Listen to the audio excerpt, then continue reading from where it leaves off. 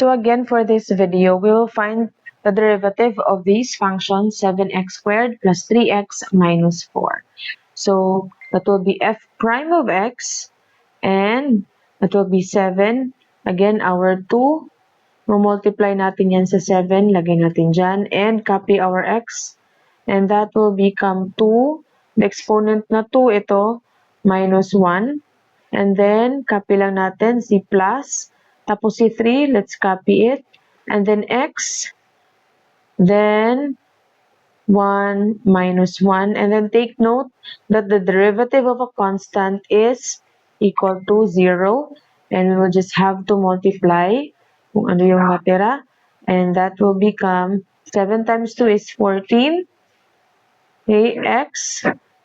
Tapos, x na lang kasi 2 minus 1. That will supposed to be, there's 1 there. Plus 3. Tapos dito, ito siya, it will become 0. So, anything that is raised to 0 is 1. So, 3 na lang yung natira. So, this is now your final answer.